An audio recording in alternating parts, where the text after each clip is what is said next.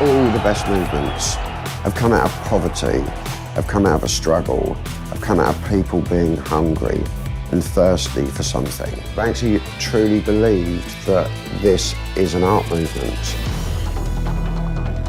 We set up our own printing presses, we set up our own galleries. And selling for 860,000.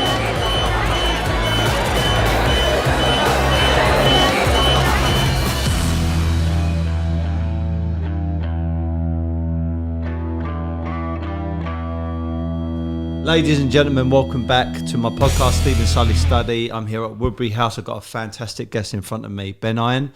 Welcome to the show, mate. Thank you very much for your time. Boom. Right. In Soho. We're in Soho. Don't come here very often. I actually saw you was here, I think, about a week or so ago. I think you went to another establishment nearby. I think I saw you on social media. And I was going to ask you, do you actually come around Soho a lot and do any paintings? No, like, I used to paint around here a lot. Like, when we were kids, just like tagging stuff and stuff. But they've kind of got like this zero tolerance policy towards graffiti and street art. Yeah. And also, it's like I believe that street art should be in poorer communities and areas where they need an injection of colour, and Soho doesn't need an injection of colour. Yeah. So yeah, I'd rather paint in areas that need it rather than. I actually saw an interview with you earlier. I was doing a bit of research, of course, which I do all the time with my guests, and you said something quite profound, which made a lot of sense. He said graffiti needs to be, or street art needs to be on the streets quite naturally, but some of it shouldn't need permission. What did you mean by that? So, if I find a wall that I want to paint, and, you know, it's kind of changed because nowadays people like email me and say, we got a wall, you want to paint it, blah, blah, blah, we give you some money.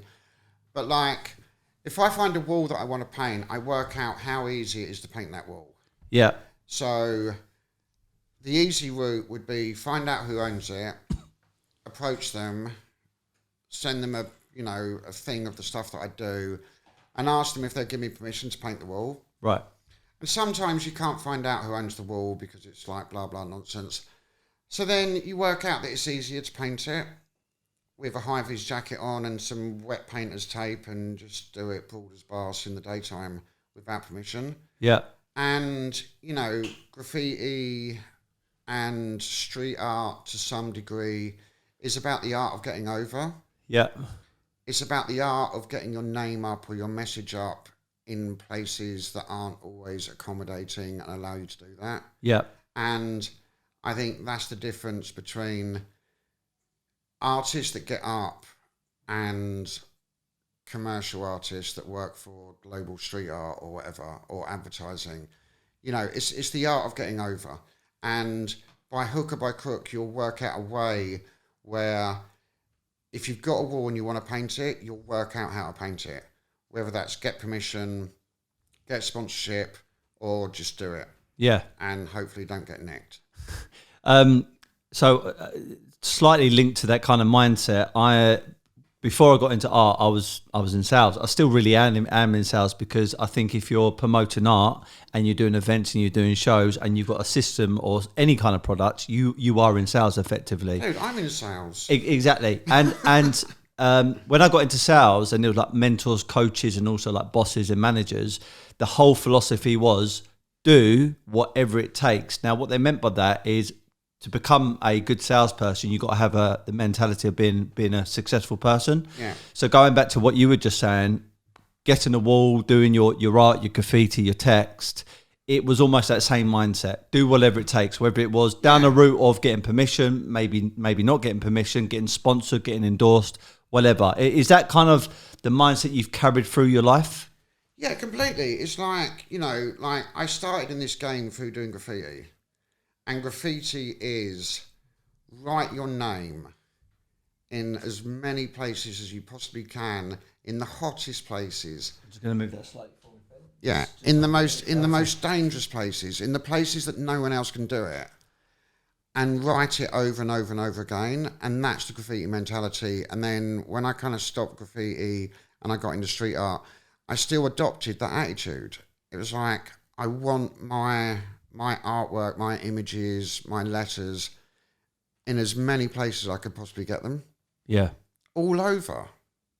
Yeah. What sort of inspired you? Because I always ask the same sort of question to artists. You know, I was doing research as well. This is another question I was going to say. Are you really 50 years of age? I am 40. No. Yeah. I'm 51. Next month. Because you don't come across as you're 50, and when I listen to you as well, you've got so much youth still about you, and I couldn't believe it when I saw your date of birth. I was like, at first I thought you were 40 because I'm rubbish at maths. I was thinking, oh, he's only 5 years older than me. I was like, hang on a minute, he's not. He's 50. This is crazy, but actually quite inspiring. And you were saying the same story on that quote I just gave you to a friend of yours. And a friend of yours went to you, after we get arrested and found guilty, are you going to continue doing your street art until you're 20, 30, 40, 50? And you are. So I used to write with a load of different people, but I remember sitting there with Elk, PFB, WD, and me and him used to do a load of stuff together. And we were kind of like in our 20s, and like we'd been nicked a couple of times, and it was like, can you imagine if we're still doing this when we're 30? Can you imagine if we're still doing graffiti when we're 40? And it's like, dude, I'm 50 and I still paint trains. And it's like, you know, we can't run away anymore, but, you know, we still paint stuff. We just have lookouts and walkie-talkies. And is it also true, doing my research again, that the White House, President Barack Obama, actually has a piece of your art in the White House, or the new president does? So David Cameron, when he got turned into the Prime Minister, Obama was like the President of America. And for some weird reason, they'd agreed to do an art exchange. And I'd done this job with Anya Heinmark. She makes like posh handbags, and she was good friends with Samantha Cameron.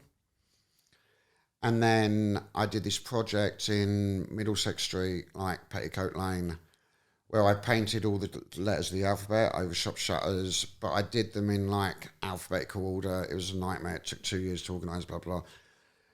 And then the Observer did a double-page spread.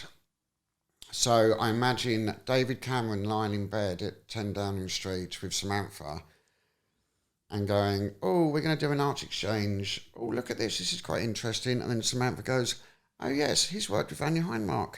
I can get his telephone number. So they bailed me up, and they're like, we're looking for a painting to give to the most important man in the world. And long story short, I gave them a painting, and it was in the White House for 8 years. And when Barack Obama left the White House, his daughter really liked the painting. So apparently it's in her bedroom in Chicago, wherever they live. That's amazing. I mean, what a good bit of sort of history that you've got there, and the provenance of that piece now is next level. Yeah, it was insane. And then like a couple of months later, Downing Street bailed me up and was like, David and Samantha would like to say thank you. Would you like to come to Downing Street? So I went to Downing Street and had like, I literally thought they were going to whisk me in, take a photograph of me with David and Samantha, and then kick me out. And literally 4 hours later, I was still there eating Kit Kats with David Cameron and Samantha. And then, what was his name? Andy Colston, the guy that got nicked for tapping. He was editor of News of the World. Right. And he got sent to prison for phone tapping Millie Downer, Prince Charles's. So anyway, at the time, he was David Cameron's head of communication. Right. So he walked into the room and he said, David, dinner with Berlusconi. We've got to leave. Berlusconi was like the Italian Prime Minister. And then David Cameron said to Samantha, don't worry, Andy's going to pull me out the sauna before the hookers turn up, and walked out the door. Oh, like, I what? literally can't believe you just said that in front of me. Yeah. What have I just heard? Yeah. So you're basically mates with David Cameron? No, I'm not mates with him at all. I met him once. Yeah, I just met him once. Could you call him up right now if you wanted to? No, he's blocked me. After that interview, he definitely blocked me. All right. So going back to basically that soundbite I listened to on one of your interviews. I mean, at your 20s, 30s, 40s. I think you was about 40 when you done that interview, and now you're 50, nearly turning 51. Do you sometimes pinch yourself and think, I'm still in this sector, and I'm obviously making a great brand from myself. I've toured the world, and do you know what? You've inspired so many people, because it's not just other artists you've inspired, Ben, but I think people in different walks of life. You are that epitome of, if you want to go and do something and you're passionate, just go and fucking do it. I think you've got that kind of vibe about you. I think what's important for me is, like, when I was a kid, I was literally about 14 or something, and I was walking down the King's Road, and I went into W.H. Smith's, and on the shelf was this book called Subway Art. And I picked up this book, and I'd never seen anything like it. I didn't know that graffiti and trains and this insane thing was going on somewhere else in the world that's like 6 hours on an airplane. And this book became my Bible, and it inspired me, and it changed the course of my life. And I'm now really good friends with the two people that made the book, Martha Cooper and Henry Chalfont. And in some way, I would like to inspire somebody in a way that my artwork or what I do changes the course of their life. And in 20, 30 years' time, they're being interviewed and they go, I was walking through Shoreditch and I saw this Ben Eine piece and it changed the course of my life. And that's what I wanted to do. And that's what that book did for me.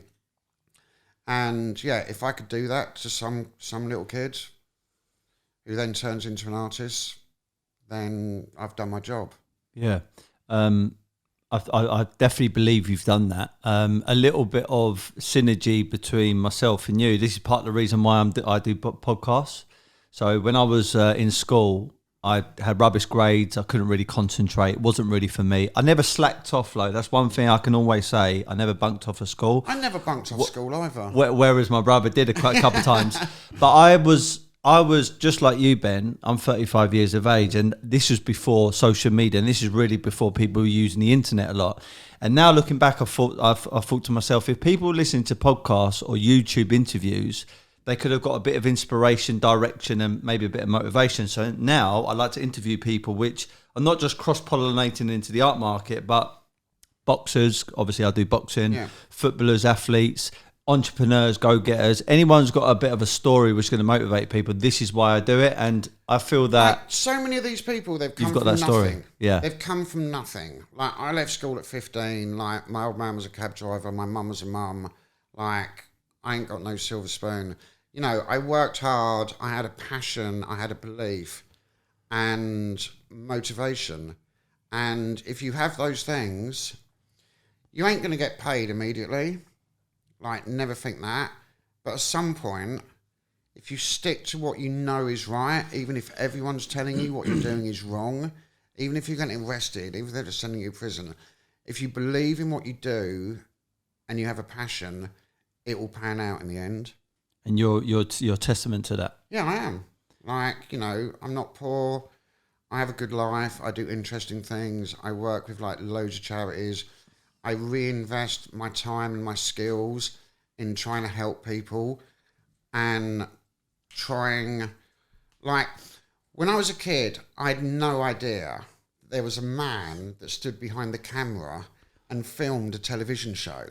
I had no idea that there was a man that did the lights, or there was a girl that did the makeup, or there was a woman that picked the clothes for the people to wear. Like the way that I was brought up, like, I just didn't understand that. Yeah. And, you know, as much as I can, I would like to open people's eyes and say, you have the opportunity to do anything you want to do. And these jobs are available. And if you're creative, passionate, and you have a drive, you can do anything. I believe that certainly to be true. So the projects you done in Abu Dhabi, Yeah. where you were painting over the embassy, and it was meant to be only partially up for a short amount of time, and then eventually they got it past a day where it was kept up permanently. What was that like? Because Abu Dhabi, I've been to Dubai quite a few times because I do a bit of business over there, and Abu Dhabi is the more powerful side of the UAE. However, it's a bit more conservative. You could see Dubai kind of doing it maybe, but not really in Abu Dhabi. But you've just completely ripped out that rule book. So how did that go about?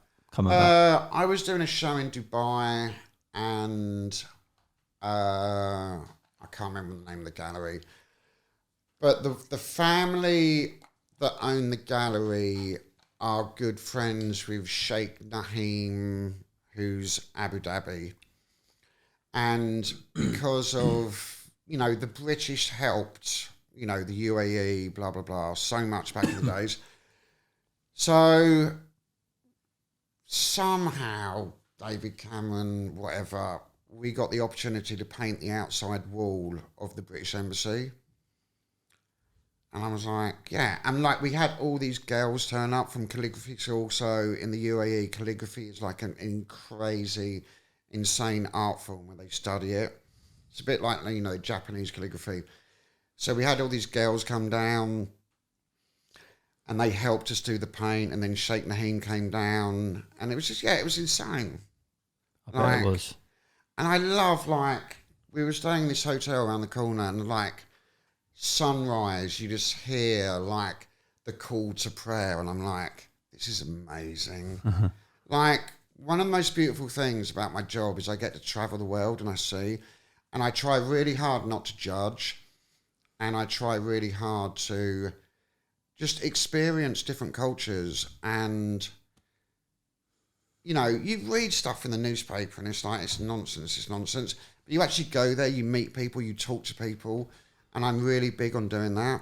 I think I said to you, Ben, just off air, I mean, I'm not from a textbook art background. I found myself right place, right time scenario, and I ran with an opportunity. And between me and my business partner, Joe, you're going to meet in a sec, we obviously got Woodbury House here, and then we also got the property company. Now, both of them, from a financial aspect, can make you quite successful. But property, really and truly, it's not a global kind of thing. You probably stick in one area and you do. You stick with what you know. Exactly. And the place you know. But with art, what I love about it and what I've been so fascinated with is the stories by the artists, but then all the people that go into that melting pot. You can have someone who's a big high flyer, some corporate guy or female who is buying into art, collecting art, investing into art. And then you've got some regular person from a different walk of life also collecting the same amount of art, and they're all in the same room. And that doesn't really happen in many other things. Maybe music, but bar music and maybe a bit of fashion and art doesn't really happen in any other market. Is that what you love about what you do? It's interesting because, I paint stuff on the street for nothing. And I do loads of charity work for nothing to raise awareness, to raise money, blah, blah, blah. And then I sell things for 20, 30 grand. So it's the fact that I've got myself into this position where I can sell paintings that enables me to live the lifestyle that I want to live.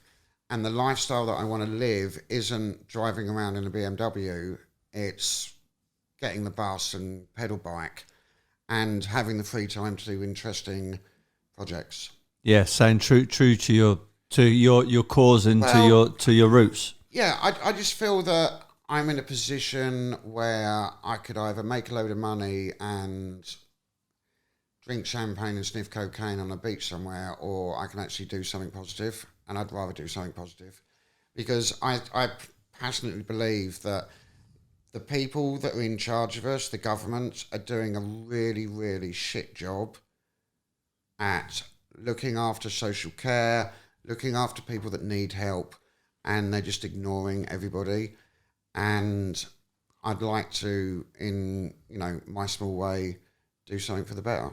Yeah, we was having a conversation just before you came into the studio that I do boxing. You know, I'm still active at the moment. I haven't fought in about a year and a half, but I'm planning to again. I'll have a fight with you outside if you want. We can do that if you want. Yeah, we'll get that on camera. We can turn it into a bit of art. We can turn it into an NFT. Anyway, and you know, part of the reason why I do it is because there's a club called Bromley and Downham, which is very close to my heart. When I was at 14 years of age, I went into that boxing club and it completely changed my mindset, and it also gave me confidence. And it's nearly shut down twice because of lack of funding. And what I'd done a bit of research, and when boxing communities come out of certain areas, knife crime and gang crime certainly go up through the roof. And I know you're a big supporter of charities, specifically homeless and also knife crime. Yeah. And I believe that if they brought boxing back into schools, it would certainly give people a lot more respect, a lot more understanding about each other, rather than thinking, okay, someone says something bad to me, I either need to hurt them or stab them or challenge them with a weapon. So well, it's like there's this mentality at the moment where, like, you know, young inner city kids or whatever, they're scared. So they feel that they have to protect themselves. And the way that you protect yourself is like carry a screwdriver or carry a knife. And then you get into some argy-bargy and you wind up lashing out. And then you've got the next 7 years in prison. Yeah. Because you got angry, because you were scared. And it's like, so many of these people, like, they're not gang leaders, they're scared children. Yeah. That feel that they have to protect themselves. Yeah. And then something happens, and then 7 years in Brixton. And it's the self of belonging. I know it's not the right belonging and the right type of family, but let's be fair. If you don't have a very good background, very good upbringing, maybe a bit of a broken home, and you find yourself in this new so-called family where they're saying, right, we need to rob, we need to stab, we need to take over. Exactly. Before you know it, they just feel that that's the right thing to do, or their only option. And I think, again, boxing won't completely eradicate it. I don't think you can, but I think if boxing was put back into communities, so many of these people, their mindset and the way they live in their life begins to shift. It gives them a sense of self-worth, which they don't have at the moment, because they've been excluded and ostracised and tarnished by the press and the way that police treat these people. You know, they just feel beaten and, hopeless. And, you know, there's not many ways out of that kind of game. Once you get into it, there's like music, sport, you know, or, you know, serving up. Yeah, yeah. We're talking about kind of like certain scenarios on the streets. So let's bring it back to the art. I've interviewed a few people, you know, Crash, Days, Out Diaz, LA2, Remy Ruff. Another one. Is he another one that doesn't like you? Nathan Bowen and a few other people, which you're probably Nathan's a lovely man. Yeah, he's really, really nice, very articulate. I think he's a hard-working guy, and it's nice to see like a British artist still out there and doing his stuff. I think he's a cool guy. Like I said to you before, I feel like I'm a bit sick in the head because what I do love is, yes, the art and the reason why you do it and all that kind of stuff, but the stories, because you guys have got some real life stories where there might have been hairy moments, there might have been moments where you thought, maybe my life's in danger or I'm going to get arrested. Have you got anything like that, Ben? Any juicy stuff that you can share with the audience? Yeah, loads. any you want to share? I'll tell you what, right? My lawyer's on speaker. Don't incriminate yourself. I asked Alan Ketz the same question, and he was talking about some of the fights that he had, and there was guns and knives involved, and obviously, like we were never really fighters. Like we were taggers, and we just used to just run around and tag stuff and have a laugh, and like.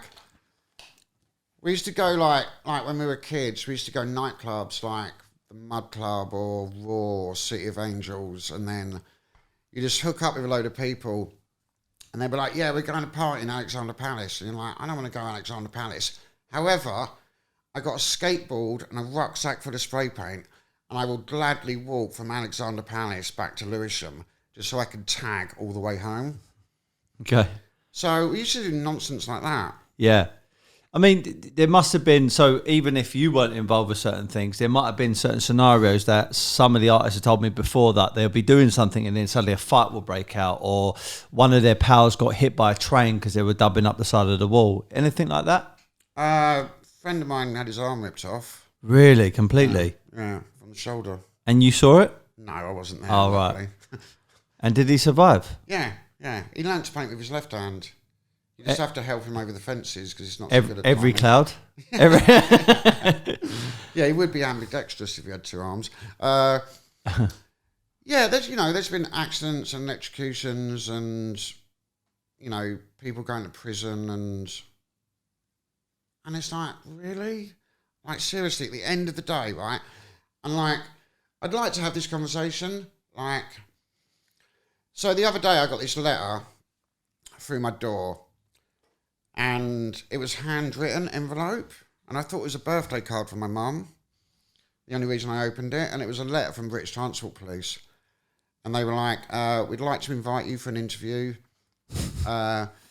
We've found your DNA evidence on a balaclava found in the train yard on the 18th of April or something. So I phoned up my people and I was like, what did we do on the 18th of April? And like, no one could remember what we did. So I went down there and had an interview. And I was like, show me the photos. And they showed me these photos.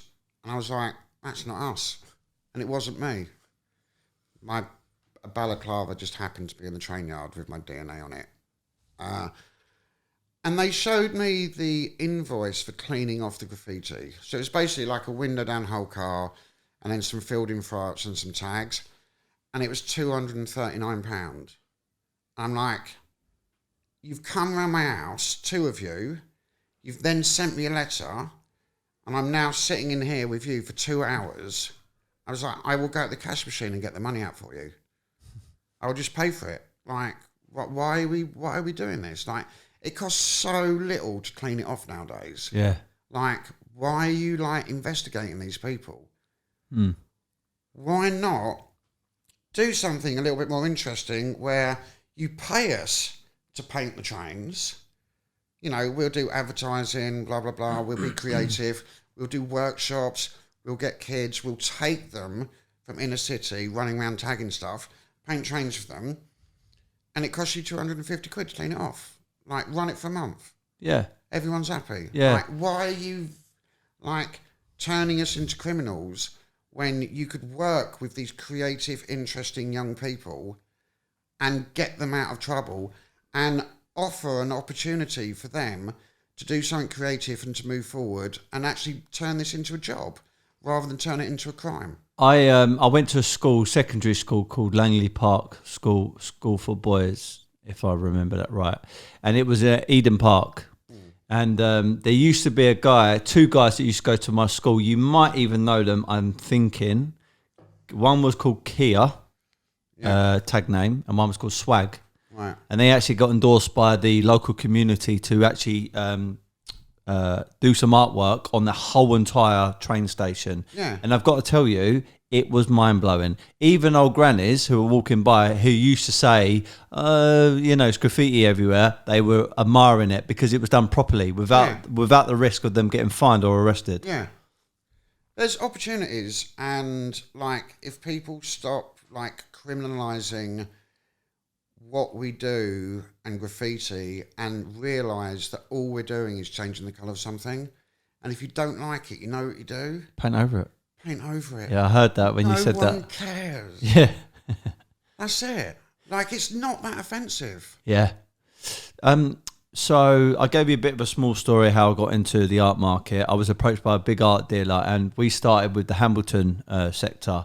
I've got to tell you, I was a passive art sort of interest. I had a bit of an interest in it, but I wasn't, immersed into it like I am now.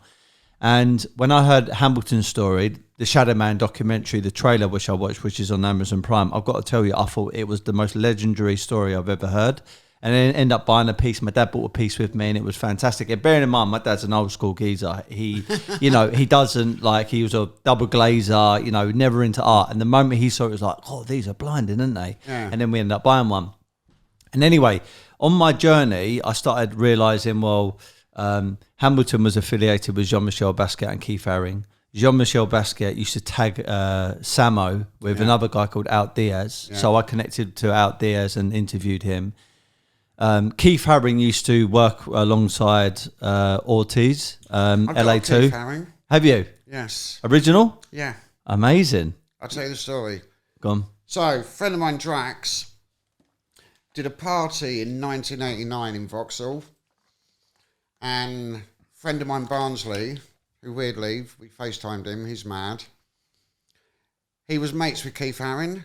Keith Haring was in London, hooked up with Barnsley. Barnsley took in the Drax's party. Drax and all them lot, graffiti writers, get Keith Haring to tag the wall. Drax, because he's not stupid, goes back in the morning and cuts this piece of plasterboard out the wall, has it under his bed for 20 years. Drax is like a football fan, wants to go to Brazil for the World Cup. Everyone knows that Drax has got a Keith Haring under his bed. So Drax bells me up, he's like, do you want to buy a Haring? I was like, yeah, how much? He said 15 grand. I was like, I'll give you 10 and I'll give you 2 later when I sell a painting. So he was like, all right, sweet. So I transferred Drax 5 grand. And I was married at the time. And my wife, she was ex-wife, she's a lawyer. She saw my bank statement and she was like, why have you paid A. Hayes? You're going to have to delete that bit out. Beep, beep. Yeah.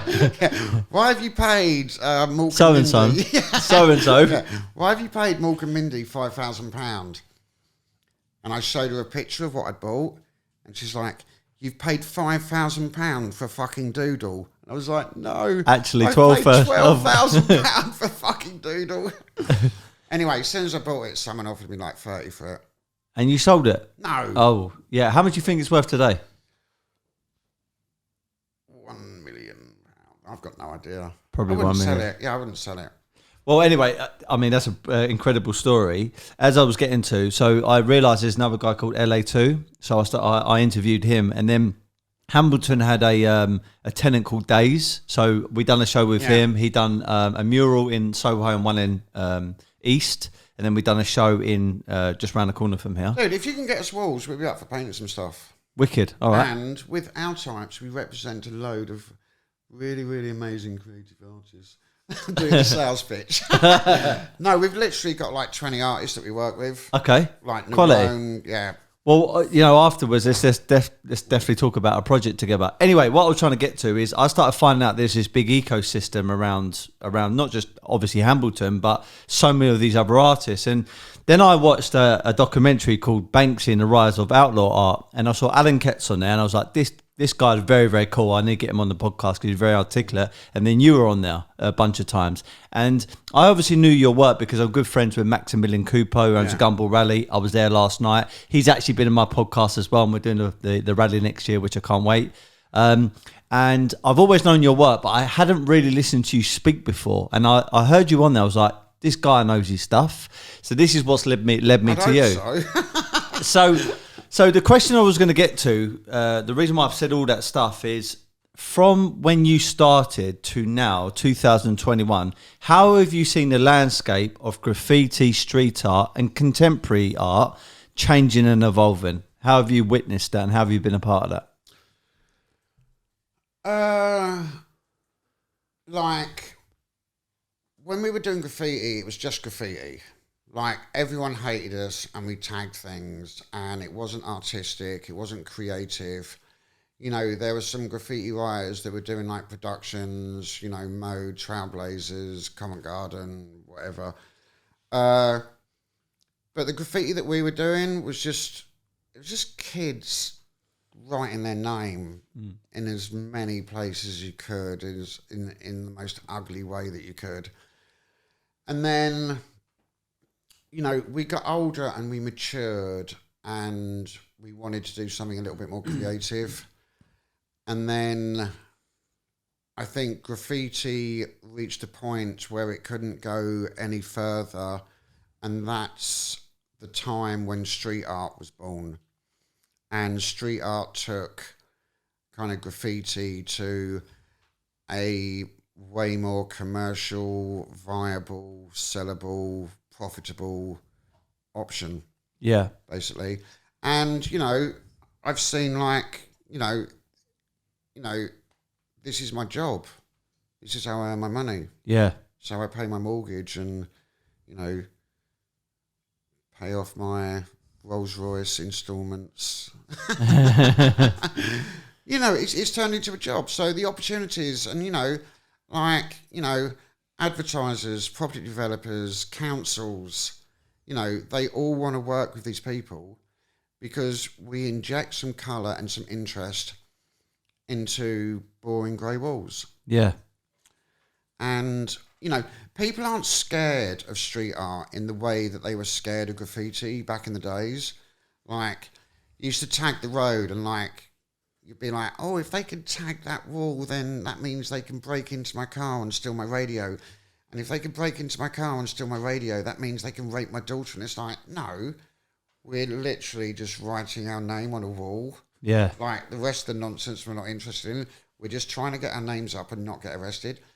But people had that mentality about graffiti. And now with graffiti, now with street art, it's like they don't have that mentality. They're like, oh my God, there's a Ben Eine thing, or oh my God, there's a stick thing, there's a black rat, people are interested in it and they find it fascinating. Yeah, definitely. Talking about the financial side of it, Ben, because some people sort of ignore the fact that the art market is a tradable asset, and some people don't like it, and some people actually relish under the fact that art can go up in value. I wanted to see your take on it. I mean, should art be used as a financial instrument, or should it be something to enjoy? I personally think art should be something to enjoy.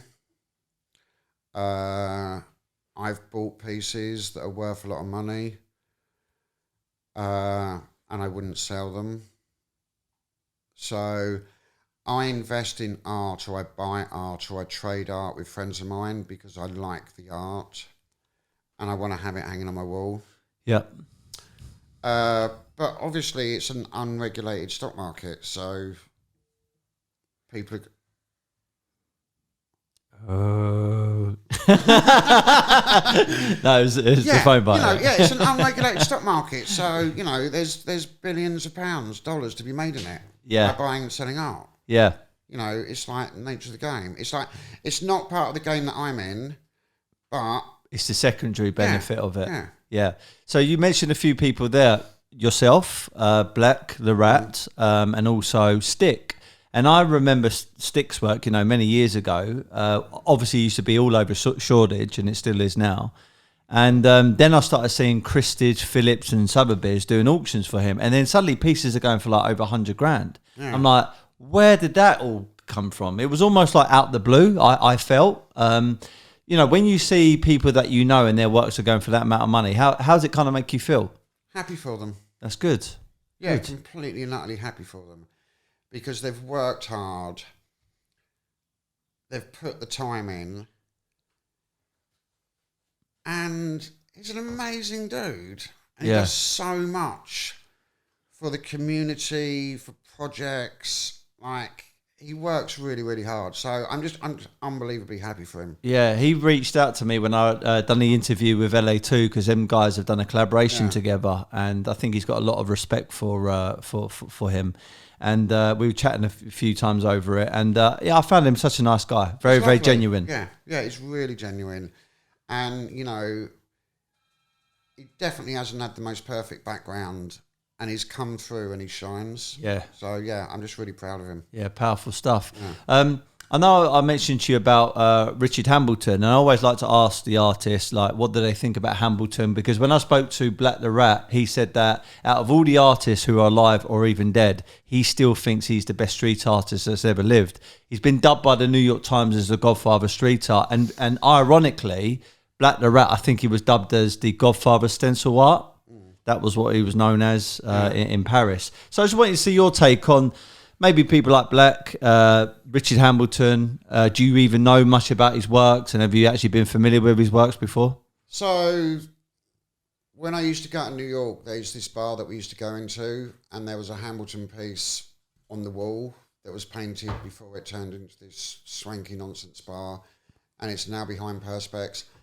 And I was like, what is this? This is like, and then like did a bit of research, which I always find interesting. It's like why I don't write Ben Eine, whatever, hashtag Instagram or website on my paintings, because I like people to like investigate and find out.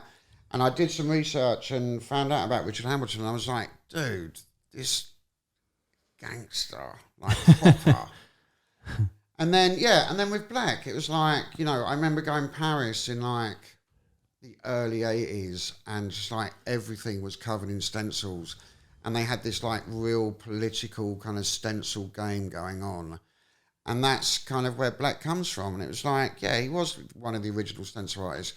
And he's definitely influenced Banksy in a way. And I also believe that Banksy took the kind of shit and naive stuff that was coming out of Paris in those times and turned it into something a lot more intricate and a lot more artistic and more of an art form. Yeah.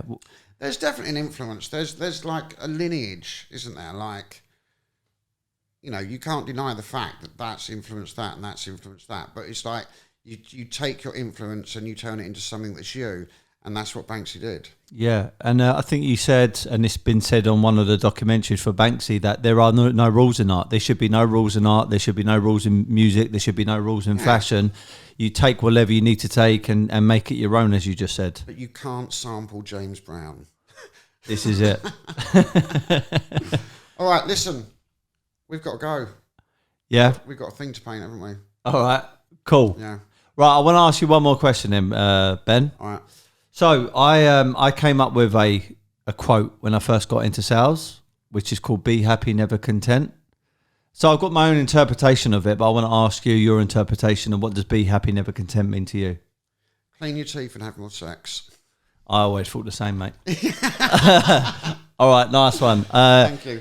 Thank you for your time. If you're listening to this, please follow Ben. Look out for his next projects. And if you're loving my podcast, please refer it to friends and family and be happy, never content. Thank you. And clean your teeth. That's it.